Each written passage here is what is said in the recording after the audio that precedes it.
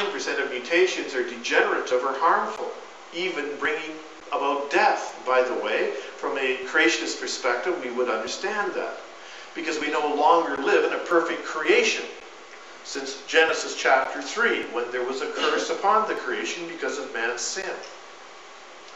In no way could we explain the basic unit of life, the cell, by mutations. We can't even explain how a protein molecule could come into existence by a process of chance. Scientists at the Massachusetts Institute of Technology have looked at the statistical possibility of a protein molecule, which is a building block of a cell, coming into existence by chance. And they've come to the conclusion the possibility of that happening would be 1 over 10 followed by 56 zeros. An extremely small possibility.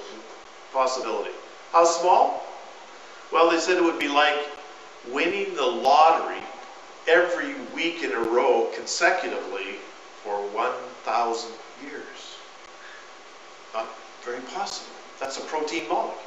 So how could a cell, with all of the various organelles, which are like factories within the cell wall, which are necessary for the well-being of the cell, how could it come into existence? It's not a possibility. The DNA molecule is a blueprint for life. And it's passed down from generation to generation to perpetuate life. How can a blueprint come into existence spontaneously? Obviously, it couldn't. This evening, you are looking at the visuals that are being reflected back to your eye. Well, right now, you're looking at an eye. The frequencies from the screen, electromagnetic spectrum, coming back towards you, and your eyes are converting the electromagnetic spectrum to an electrochemical stimulus in the back of your eye, which is then transmitted to your brain, and every image that you see tonight will be recorded in your brain for as long as you live. Now, evolutionists simply say this is a process of accumulated mistakes over millions of years. But is that reasonable? Who would ever suggest that a video camera evolved? Obviously it requires engineering skills. And our own bodies, made up of numerous organs. Speaking of organs, how could an organ evolve? Think of it for a moment. The circulatory system, the heart, is a pump. Pumps the blood through the arteries. Arteries take the blood to the capillaries, to the cells. The blood must be returned by the venous system to the heart. And then, land-breathing animals, the blood must be oxygenated. There must be lungs in place, functioning. And the impurities of the blood, metabolic impurities, must be taken out through the kidneys. How could all of these organs come into existence by some kind of a gradual process of chance and time? You see, it's easy enough to make statements. Yes, evolution explains why we exist, but we need to have a mechanism. Reproduction. Another example. How evolution, Darwinian evolution, has failed to explain. Think of it for a moment. In order for there to be reproduction, requires a male and a female in the species. The male must reproduce himself by 1/2 genetically to produce the sperm cell. Same with the female, reproduce herself by 1/2 genetically to produce an egg cell. The organs must be in place to do this. The process of meiosis, which is reduction, division, a complex process. The two cells must come together to form the first cell of the next generation. In the case of mammals, incubated in a mother's womb that's in place and then developed through complex embryological development to produce either the male or female that is then born. Amazing. How did it happen? One of the things that I do is lecture throughout the former Soviet Union. I have been doing so since 1990 by invitation of scientists in the Department of Education. And on numerous occasions we've had the opportunity to speak to a large group of scientists and engineers. So a few years ago, I was speaking in Moscow at a symposium on the subject of origin. And my topic was problems for Darwinian evolution. And one of the problems I presented was this problem. How can you explain reproduction by process of accumulated mistakes through time? After the presentation, in the discussion period, one of the Russian scientists stood up, and I could hear through the simultaneous translator make a comment. He said, all of my life I have simply accepted what I have been told, and he said, until today I've never been challenged. But he said, I am challenged, and he said, I need some answers. Is there anyone here who has an explanation? How can we, as evolutionists, explain the complexity of reproduction by Darwinian evolution? And he placed out the question to the group. And there was silence until eventually one scientist stood up. He said, I don't have an answer, but I have a suggestion.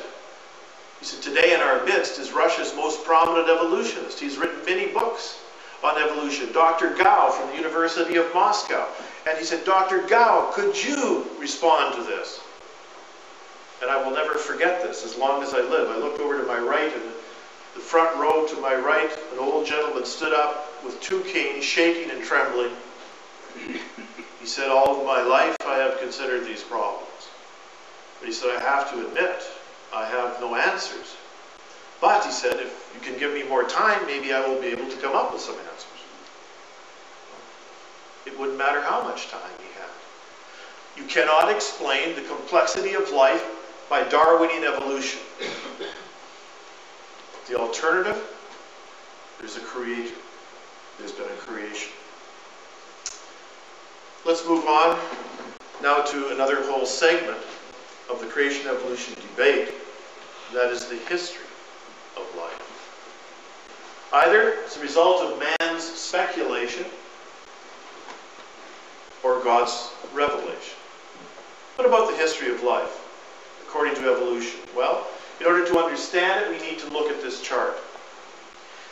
This chart was designed in the late 1700s here in the UK. Hutton, Charles Lyell were mainly responsible for laying out the idea, trying to explain why we have layers in the Earth's crust. They said that these layers have been formed over hundreds of millions of years of gradual processes, the same kinds of processes that we see happening in the world today. Same amount of erosion, same amount of volcanic activity, same amount of flooding. So every time you see a layer, that represents millions of years. So they drew this chart. At the bottom of the chart, they placed the layers which they said were formed in the earliest part of Earth's history. And then as you go up the chart, these layers were added one on top of each other, till eventually at the top of the chart, the most recent layers that they say were deposited. On the right-hand side of the chart, we see various life forms, beginning at the bottom of the chart with single-celled organisms, cells, associated with the supposedly oldest layers. And then as you go up the chart, the various life forms were drawn on the chart arbitrarily in the order which they believed that they had lived and died, and had been buried gradually in the layers.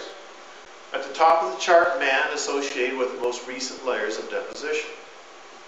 Then on the left-hand side of the chart, they have names of periods of times, and these times are described in millions of years before the present.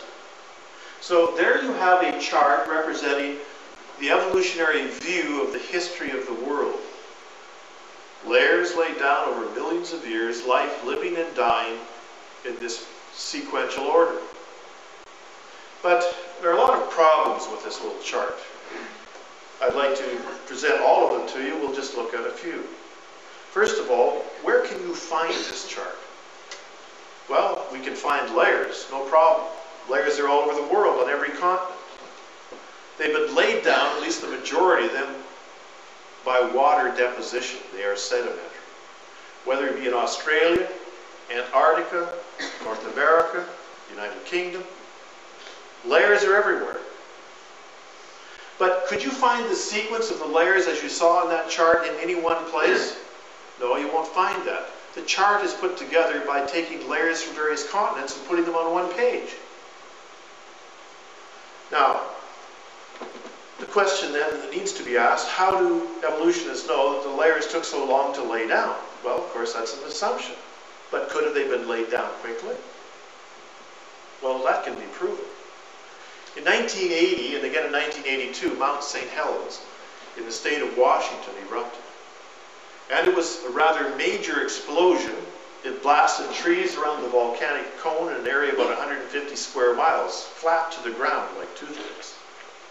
Well, one of the other interesting features was a canyon that was created by rapid erosion of a mud flow that came down the northern slope of Mount St. Helens. It happened in just a few hours.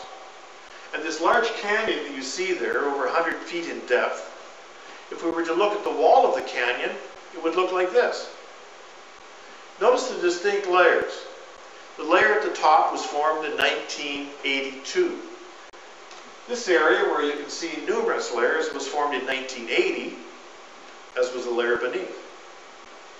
Now what does this say? Simply this. Layers can be formed quickly and catastrophically. It doesn't take millions of years. And if you were to take a geologist to this location, blindfolded, and take the blindfold off and say, describe what you see, he would say deposition of materials that have occurred over long periods of time. But we can find evidence elsewhere. This is the island of Hawaii, large island of Hawaii. That's the Kilauea crater. And in the background, I'm pointing to an area, a crevice, where my wife and I walked. And there you can see in that crevice well-defined layers. They were formed less than 10 years ago. So the facts are, layers don't take millions of years to form. And if that's the case, the whole assumption that founds the geological chart is erroneous. Now, one other problem, then we'll move on. Here's a mountain in Canada. It's called Mount Yonnuska. And it's west of Calgary, in the Canadian Rockies, about 80 miles west of Calgary. And it's upside down, geologically. By that I mean, the top layer, because of the fossils that are contained in it, trilobites, is claimed to belong to the Cambrian, which is one of the oldest layers in Earth's history, according to geological theory.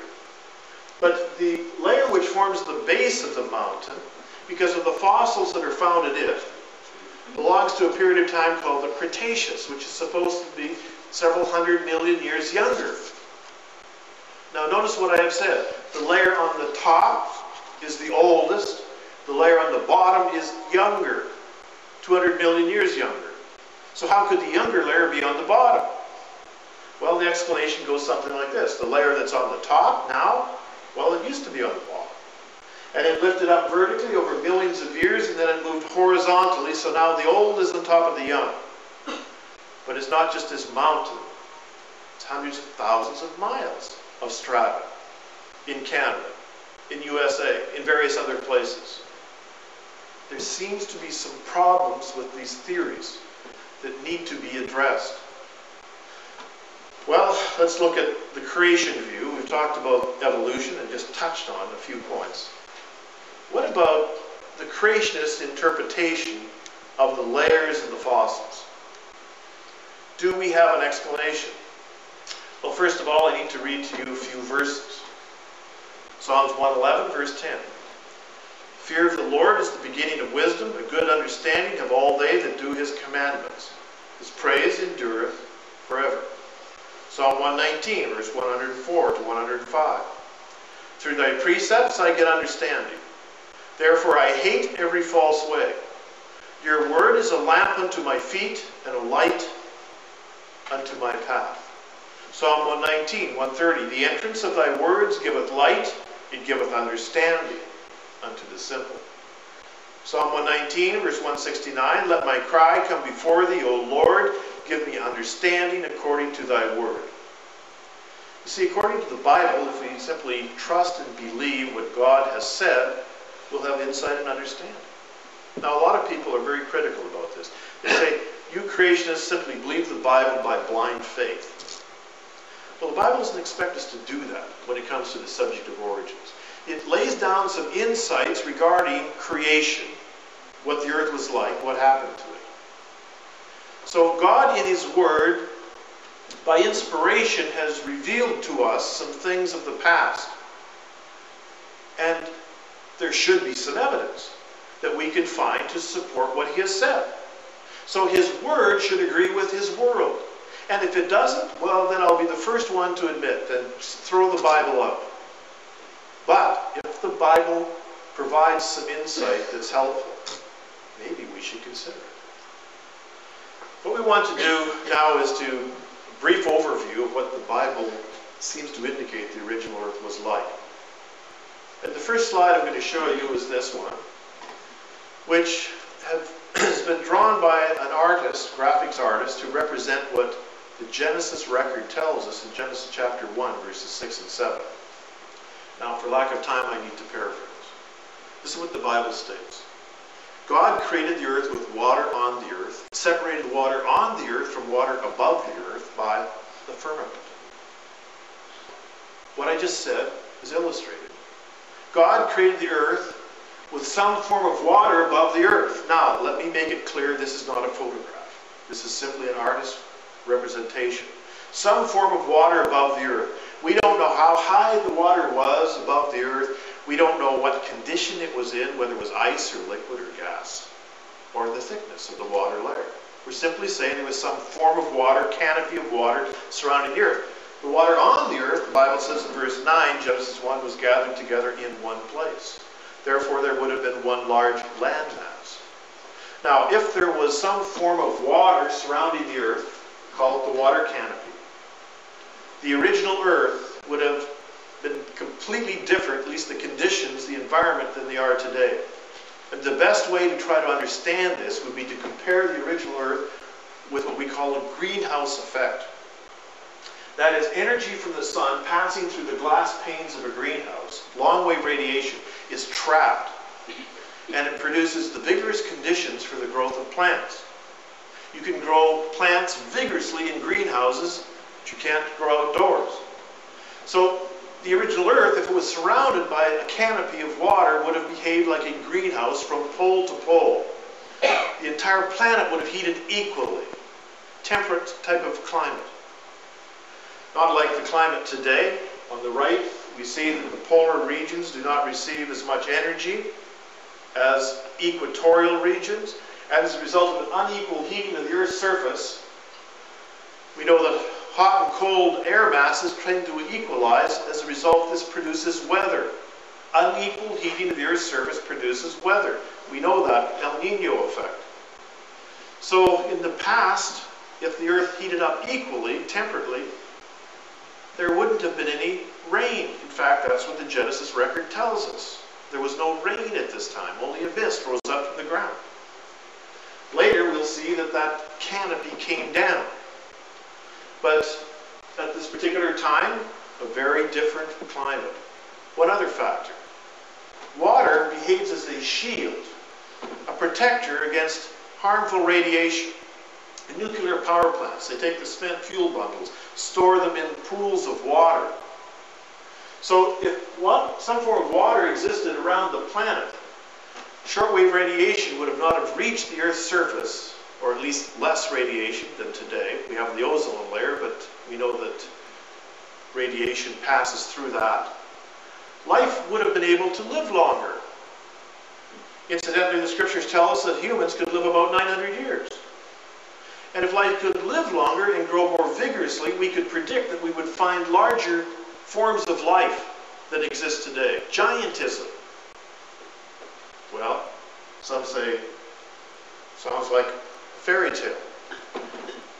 But if there's evidence to support this model, let's check it out. And here's some of the evidence. Here's some palm leaves that I found in Vancouver Island, northern part. They don't grow there today, they did in the past. And they were buried. Here we see the northern hemisphere. This is the North Pole. And two islands. In the New Siberian Islands, they found fruit trees 60 feet tall with green leaves and fruit frozen on their branches. In the Spitsbergen Islands, palm trees fossilized. And coral, which only lives in subtropical waters. Another map of the northern hemisphere. I'm pointing to the present day tree lines. That means that today, north of the tree lines, there are no trees. Notice the area of detail, that's the Axel Heiberg Island. And a decade ago, geologists looking for oil flying over this area in a helicopter looked down and saw trees. They went and investigated, and there you see they're redwood trees. When they removed the material from around the trees, you can take the wood and burn it. Giant alligators, giant crocodiles, giant turtles found in neighboring islands, fossilized. The Canadian Arctic was like the Florida Everglades. Moss-like plants grew over 3 feet in height. Horsetail reeds, 90 feet tall compared to a few feet today. Insects of the past, wingspans over 3 feet. Cockroaches, 15 inches long.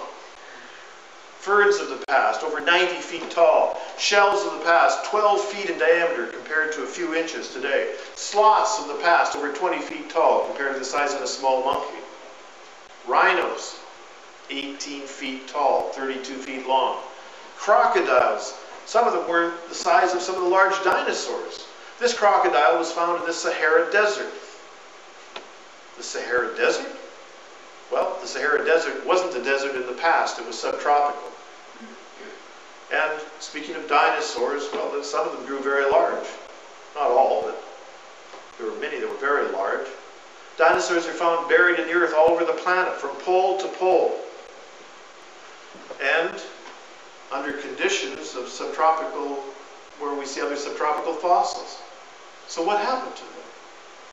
Well, a better question would be, why do we have fossils?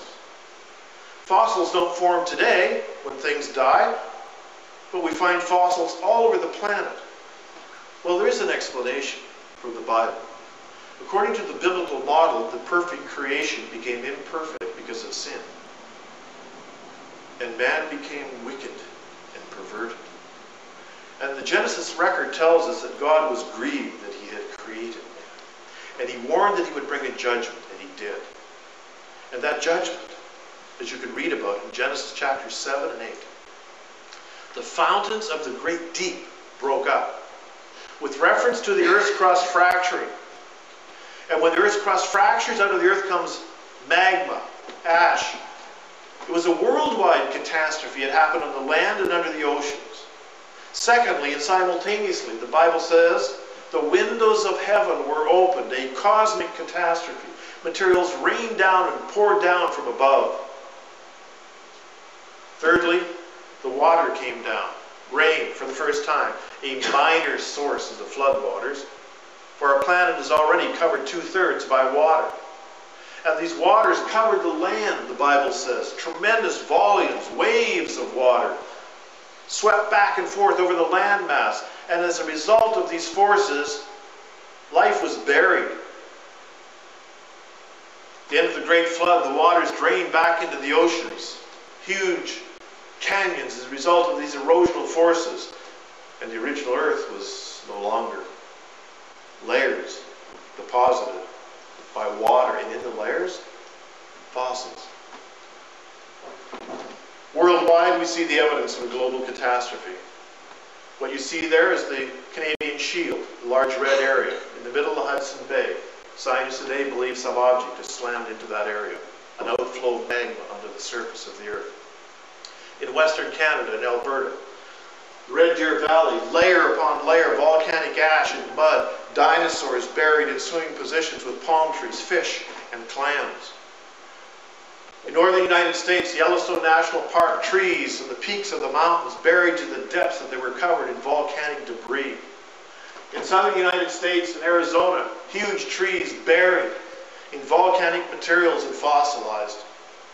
Worldwide, we see evidence that something has occurred.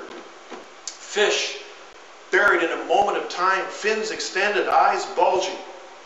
Reptilian creatures on every continent, buried catastrophically. Something has occurred in Earth's history which has brought this about. Rhinos in Nebraska, trees in Tennessee going through them more than one layer. And finally, the last area, and I will be brief. Where did we come from? According to the evolutionary assumption, our ancestors are brood ape-like creatures. And we've seen all kinds of depictions in journals and in museums showing the lineage of man, ape-like creatures. But is this really true? What evidence is there? Well, I'd like to go through each one of the alleged links. Tonight we don't have time. Let me point out to you two examples of how evolutionists make their assumptions. Here's Time magazine. And this is July 23rd, 2001. One giant step for mankind. Supposedly a great discovery, a fossil, they say existed 5.8 million years ago. And from the fossil they have reconstructed what they call our newfound ancestor. Here's the area in Africa where they found the fossil. You will see a group of scientists. Here you'll see one panning through some fragments, and he discovers a single bone. It's a toe bone. And from the toe bone, the scientists were able to reconstruct what our ancestor looked like. Not science. Or here's one you may have heard of, National Geographic, April 1979. Here we see Mary Leakey examining a footprint left by a supposed ancestor. This footprint is in volcanic materials, which is covered only slightly by some earth and some grass. When it's removed, they find a number of other footprints, not only these alleged human footprints, or human ancestor footprints, but other footprints as well. And there you see a man standing next to one of the footprints. His pant leg is rolled up, his sock is removed, and the National Geographic states the form of his foot was exactly the same as ours. What does that mean? It was identical. That means that if you and I were to walk in that area and leave a footprint, we would leave exactly the same footprint as the one that you see here in the volcanic materials. National Geographic brought an artist to the location to reconstruct what it looked like in the past when our ancestors walked this way. And in the footprints, it looked like guinea fowl footprints. The artist paints guinea fowl. They look like guinea fowl look today. In the giraffe footprint, the artist paints a giraffe. It looks exactly like a giraffe. In the footprints, it looked like elephant footprints. The artist painted a herd of elephants.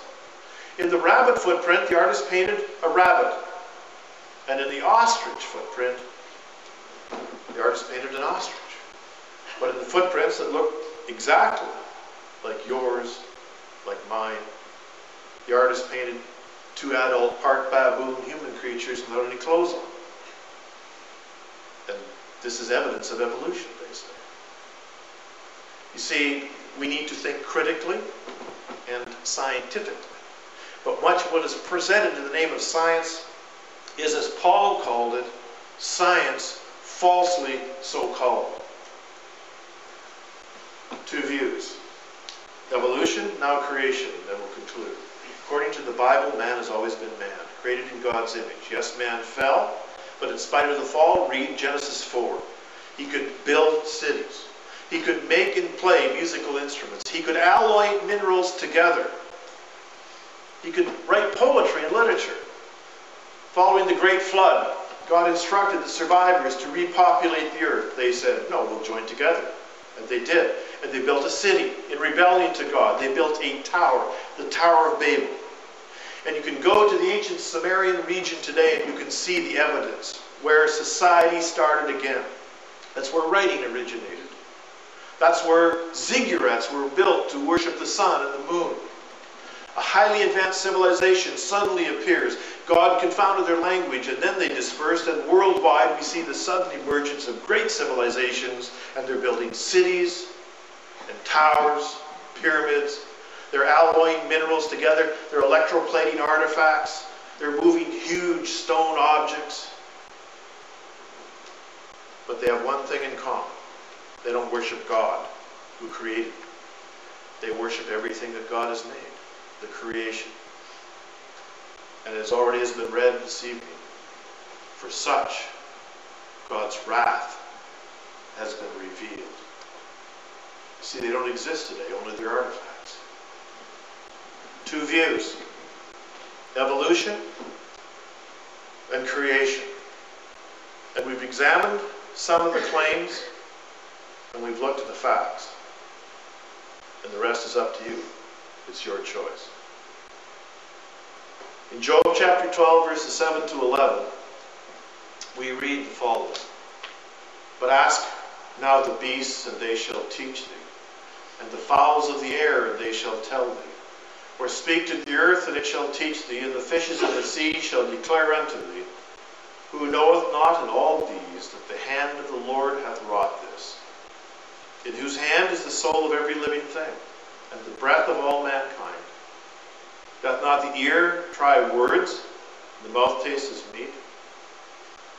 You see, just as you have taste buds in your mouth to determine what food is good to eat and what is not, so too we have ears to hear, we have eyes to see, and when information is presented regarding the subject of origins, our minds are able to determine what is true and what is not true.